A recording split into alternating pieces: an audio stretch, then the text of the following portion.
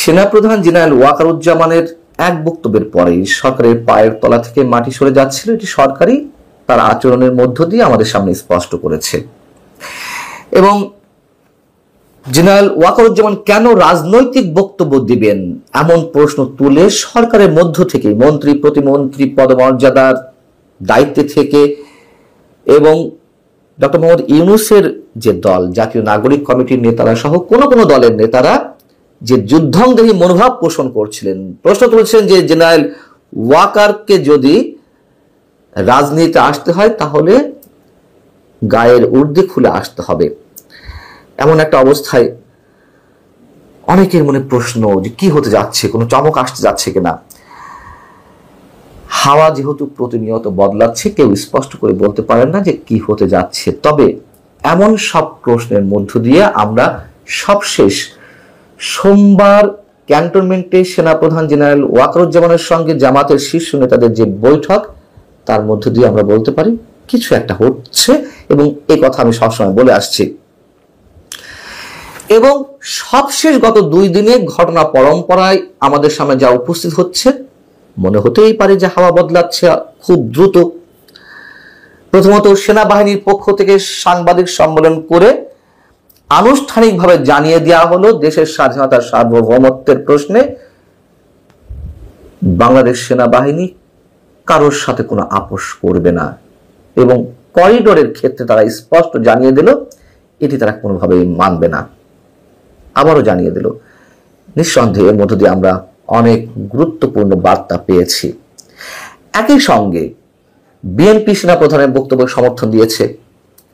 বিএনপির স্থায়ী কমিটির সদস্য, খুবই গুরুত্বপূর্ণ নেতা আমির খসরু মাহমুদ চৌধুরী খুবই গুরুত্বের সঙ্গে এবং লজিক্যালি একটি মন্তব্য করেছেন।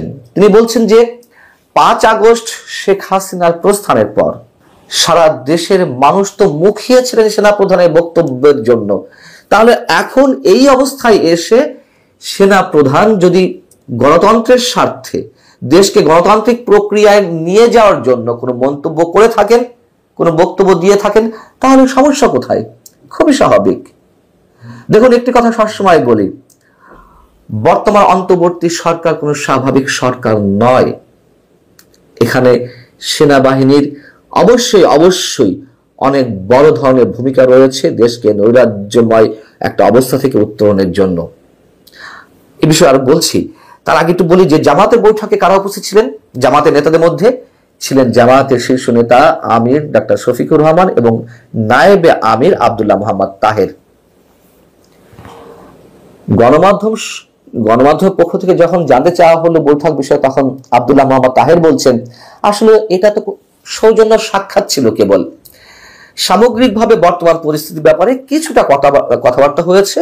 এই তো, কি কি বিষয়ে আলোচনা হয়েছে সেটি জানতে চাইলে তিনি বলছেন সেনাপ্রধান বা সেনাবাহিনী কারোর সঙ্গে আমাদের ফরমালি কোনো বৈঠক হয়নি। আবারও সেই কথা। এখন নির্বাচন বা রাজনৈতিক কোনো বিষয় আলোচনা হয়েছে কিনা সেই প্রশ্নের জবাবে তিনি বলছেন যতটুকু বলেছি এর বেশি কিছু বলতে পারবো না। তার মানে এই যে এর বেশি কিছু বলতে পারবো না, এর মধ্য দিয়েই আমরা স্পষ্ট যে আরো অনেক বেশি বিষয়ে আলোচনা হয়েছে। এবং জামায়াতে ইসলামী জরুরি সংবাদ সম্মেলন ডেকেছে মঙ্গলবার রাজধানীর ডিপ্লোমা ইঞ্জিনিয়ার্স ইনস্টিটিউশনে। জামাত সাম্প্রতিক সময়ে রাজনীতিতে মুরব্বীর ভূমিকায় অবতীর্ণ হওয়ার চেষ্টা করছে। 21 মে অফিসার্স অ্যাড্রেসে সেনাপ্রধান যে বক্তব্য দিয়েছিলেন, তারপরে সরকারের মধ্যে যে তুমুল একটা উদ্বেগের বিষয় আমাদের সামনে স্পষ্ট হলো। তারপরে জামাতের পরামর্শ ছিল সর্বদলীয় বৈঠক আহ্বানের। একই সঙ্গে ডক্টর মোহাম্মদ ইউনূসের দল এনসিপি, তাদের নেতারাও বললেন যে শনিবার পর্যন্ত আমাদের সময় দিন, আপনি পদত্যাগ করবেন না, আমরা সবকিছু ম্যানেজ করে ফেলছি, সব দলের একাত্মতা সমর্থন আপনার প্রতি আসবে। আমরা দেখলাম যে সেই ধরনের একটি আয়োজন করা হলো সরকারের পক্ষ থেকে। এটা একটা প্রহসনের আলোচনা। আমি নিঃসন্দেহে বলবো সরকার তার অবস্থানে আছে, শুধু রাজনৈতিক দলগুলো গিয়েছে আর আসছে, তাদের সেই পুরনো বক্তব্যগুলো দিয়ে আসছে।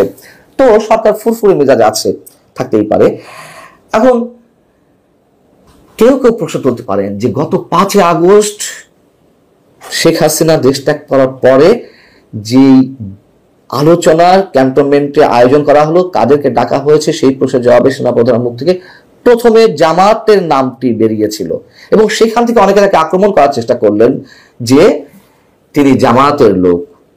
আবার কি হলো, তিনি নামাজ রোজা করেন, ধর্মকর্ম পালন করেন, এই জন্য তিনি মৌলবাদী। কি আশ্চর্য বিষয়! ধর্মকর্ম তো আমরাও পালন করি ব্যক্তিগত জীবনে, তাতে আমরা সবাই মৌলবাদী হয়ে যাব? সে যাক। এখন আবার দেশকে অস্থিতিশীল করতে, নৈরাজ্যের দিকে নিয়ে যেতে বিশেষ কোন কোন পক্ষের পেইড এজেন্ট হয়ে আটলান্টিকের ওপার থেকে কয়েকজন আছেন, তারা জামায়াতের এজেন্ডা বাস্তবায়ন করছেন। বিএনপি সেনাপ্রধানের বিরুদ্ধে বিশুদ্ধার করতে করতে মুখে ফেনা তুলে ফেলেছেন। আবার সেই জামাতের সঙ্গে বৈঠক। বিষয়টা কি? এত সহজে সমীকরণ মেলালে হবে না। সেনাপ্রধান ইজ অন রাইট ট্র্যাক, আমি সবসময় বলে আসছি। আবার কেউ কেউ বলেন সেনাপ্রধান শেখ হাসিনা আত্মীয়, অর্থাৎ তিনি গাদ্দারি করছেন দেশের সঙ্গে, ইত্যাদি ইত্যাদি অনেক কথা আছে। সব কথা আসলে বিবেচনায় নিয়েই আমাদের রাজনীতির এই অবস্থা। বিষয়টি হচ্ছে যে সেনাপ্রধান অবশ্যই তার ভূমিকা পালন করবেন।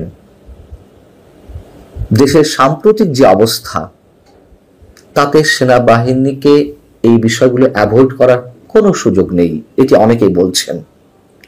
এর আগে আমরা দেখেছি যে দেশটাকে কেউ কেউ নিজের বাপের মনে করেছেন, এখন এই অবস্থায় এসেও কেউ কেউ তাদের নিজেদের বাপের বলে মনে করছেন। দেশটা কারো বাপের নয়। কথাগুলো শুনতে খারাপ লাগতে পারে, বাধ্য হলাম এভাবে বলতে। মানে এই দেশটাকে নিয়ে যেভাবে ছিনিমিনি খেলা হচ্ছে, অভিযোগ ছিল ভারত তার আধিপত্য কায়েম করছে, এখন কি হচ্ছে? এবং মার্কিন সাম্রাজ্যবাদের পক্ষে স্পষ্ট অবস্থান নিয়েছে একটি গোষ্ঠী। কাদের কথা বলছি নিশ্চয় বুঝতে পারছেন, আগে আমি বিস্তারিত বলেছি এর আগের কন্টেন্টে। বন্দরে বিপ্লব ঘটানো হবে, বন্দর বিদেশিদের হাতে তুলে দেওয়া হবে না, দিতে দেওয়া হবে না, এর পক্ষে অবস্থান নিয়েছে সেখানকার শ্রমিকরা। তাদের উপরে নাকি হামলা করা হবে। সচিবালয়ে যৌক্তিক দাবিতে আন্দোলন চলছে, তাদের উপর হামলা করা হবে, বিপ্লব করা হবে। বুঝে নিন কি অবস্থা। এবং বিপ্লব শব্দটা উচ্চারণ করতে করতে বিপ্লবের ধারই কমিয়ে ফেলা হয়েছে। মানুষ আর এসব বিপ্লবের ধার ধারবে না, মানুষ বারবার প্রতারিত হচ্ছে। এখন গত কয়েকদিন ধরে যে ধারাবাহিকভাবে রাজনৈতিক দলগুলোর সঙ্গে আলোচনার যে একটি নাটক আমরা দেখলাম, এর মধ্য দিয়ে সরকার বেশ একটা ফুসফুরে মেজাজে ফিরেছিল। জামাতের এই বৈঠকের পরে নিশ্চয়ই তারা অন্যভাবে কোনো ধরনের কোনো অঙ্ক কষার চেষ্টা করবে, তবে এটুকু বলি তারা সহজে ছাড়বে না। মার্কিন ইন্ধন তো রয়েছে। এই অবস্থায় অন্তত আমি মনে করি, অনেকে বলতে পারেন যে চমক আসছে, এটা চমকের কিছু নেই। স্পষ্ট করে বলি, একটা উদাহরণ দিয়ে বলি। আমি ব্যক্তিগতভাবে মনে করি যে কোনো জঘন্যতম রাজনৈতিক সরকারের চেয়ে আরো ভয়ঙ্কর একটা অনির্বাচিত সরকার দীর্ঘদিন ক্ষমতায় থাকার বিষয়টি এবং একই সঙ্গে সামরিক সরকারের বিষয়টিও। কিন্তু একটু খেয়াল করে দেখুন, এই ধ্যান ধারণার অনেক মানুষ এখন সামরিক সরকার চায়, যদিও আমি সেটিকে সমর্থন করছি না। আমি শুধু বলছি দেশের এই অবস্থায় সেনাবাহিনীর অবশ্যই একটা বড় ভূমিকা রাখতে হবে। দেশকে লাইনচ্যুত অবস্থা থেকে উঠিয়ে একটা সঠিক ট্র্যাকে তুলে ধরার জন্য। এর কোনো বিকল্প নেই। কি হতে যাচ্ছে নিশ্চয়ই আমাদের খুব বেশি দিন অপেক্ষা করতে হবে না। আল্লাহ হাফেজ, ভালো থাকুন সবাই।